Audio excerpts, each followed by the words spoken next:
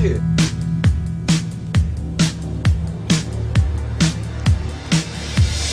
Up all night. Staying up all night. Up all night. Welcome back to the Mantry podcast. I am Reggie Milligan, your host. I'm the co-founder of Mantry. This podcast is focused on helping you cook better. And today we have a beginner's episode that we're entitling, Do You Suck at Cooking? Here's 7 tips. So pretty straightforward. These are 7 tips really aimed at people who are apprehensive about getting in the kitchen, who maybe haven't done that much cooking at all, but there's 7 quick tips that'll help you be closer to, not sucking in the kitchen. So first things first, let's kick it off. I want to lead off with a little rah-rah, kind of pump you up statement, but stop making dumb excuses you can't cook. I mean, listen, if you can assemble an IKEA table, you can follow a recipe. And cooking is more about basic instructions and following step-by-step plans than it is really an art or a finesse that it's made out to be a lot of the time. It's something that with good strategy and cooking within your skill level and not trying to bite off more than you can chew, so to speak, with a professional level recipe, like don't start with a souffle. Start with simple scrambled eggs with a little smoked salmon over the top. These are things that are very simple, but you can't get into it if you have this attitude that you can't cook. You'll never learn how to cook. You're going to have a lot more meals in your life, and learning some basic cooking skills will be one of the great foundation skills you have. So number 2, if you can't cook, at least finish everything with fresh herbs. What we mean by this is whether it's chopped fresh parsley, chopped chives, dill, tarragon, whatever it needs to be, most good food in restaurants these days is finished pretty much with like an oil or butter and a bunch of fresh herbs. And you can dress up everything from a bland old turnip to a chicken breast to, like I said, scrambled eggs, perfect example. You throw a fistful of chopped herbs in there, it's a totally different dish. It wakes it up. It brings an awesome, well-rounded brightness to the dish. So a quick trick is just finish everything with fresh herbs. I love this trick because you can't really screw it up, and it's great for beginners if you're trying to get into cooking, but you want to do something that's a little fun, a little different. Grill lettuce, okay? Everyone knows how to turn on a grill, hopefully. If you don't, Google it. And a very simple crowd-pleasing trick is to take romaine lettuce, cut it in half, rub it down with some olive oil and some salt, and throw it down on a piping hot grill. And you'll get a nice char on it. And all you have to do after that is basically take a simple vinaigrette. Typically that is 3 parts olive oil to 1 part vinegar, and a little salt, some fresh herbs again in the vinaigrette.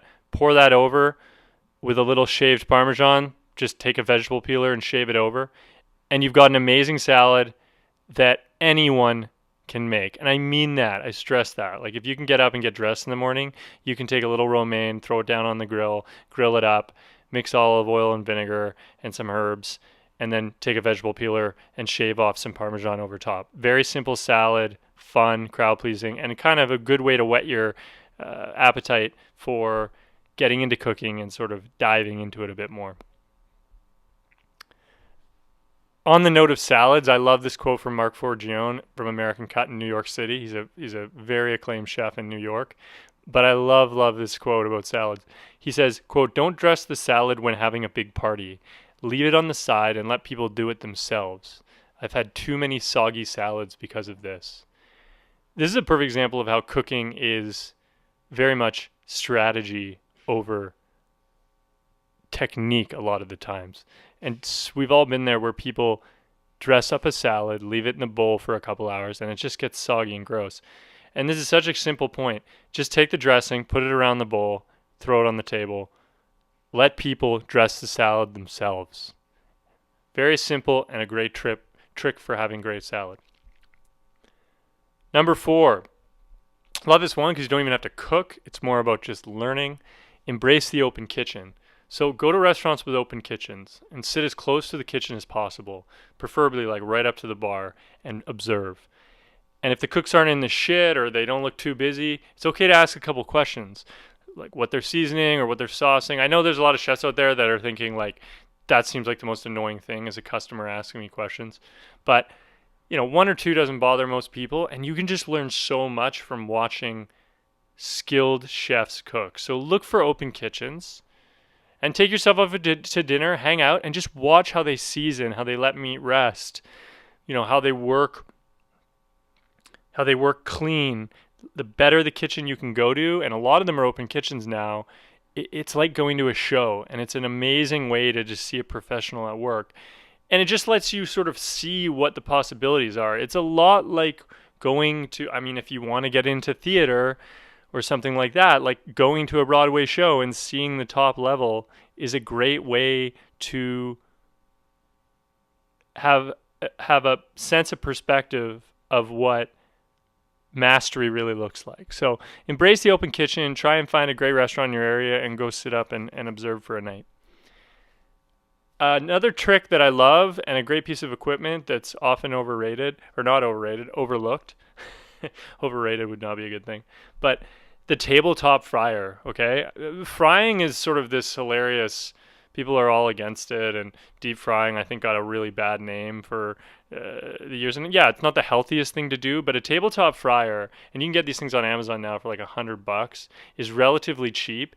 And I'm telling you, they are just fun to work with, whether it's just doing your own yam fries or whether it's doing crispy croquettes or coconut shrimp. There's a lot of very easy recipes that you can do in a fryer because basically you're just taking something, dunking it into hot oil, and as long as you get the temperature of the oil right, then you can't really screw it up if you get the combination of the time and the temperature.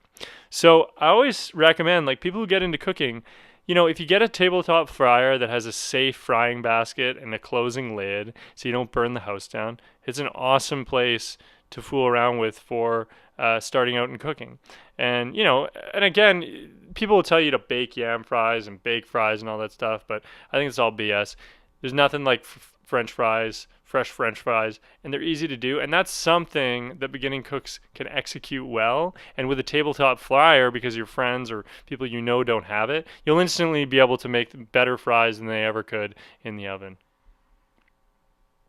So 6, quick tip about making drinks for people that are complete beginners at it.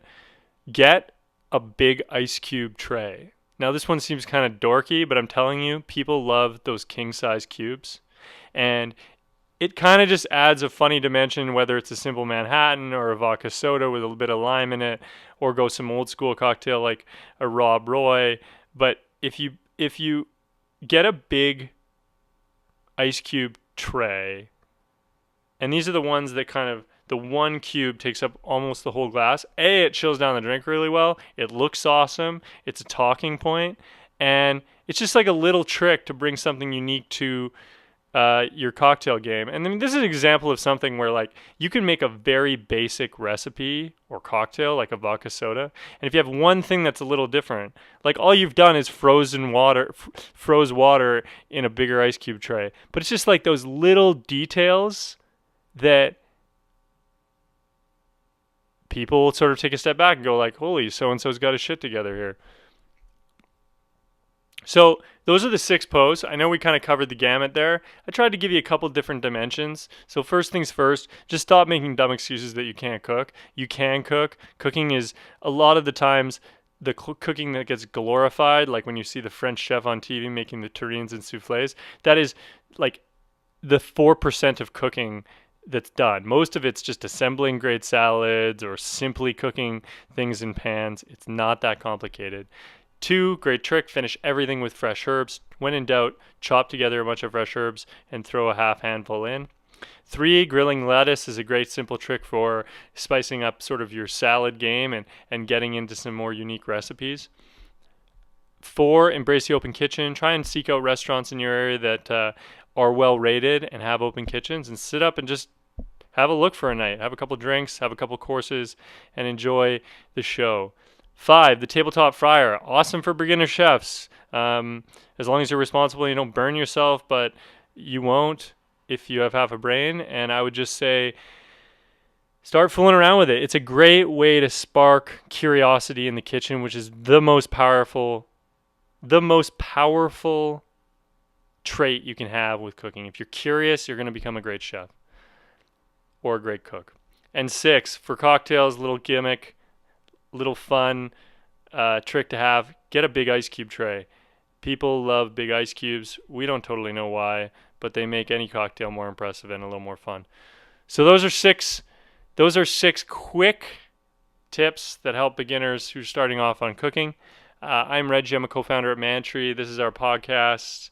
If you enjoyed it, share it. We'll be doing these weekly, and they are meant to help you cook better. And we know that people are busy. They don't necessarily have time to sit down, read another blog post, or read a book. So we do these audio versions so you can clean the house and listen to them, or you can listen to them while you're commuting, or you can even listen to them while you're cooking a bit. So appreciate you tuning in, and we'll be back again. Good luck cooking out there.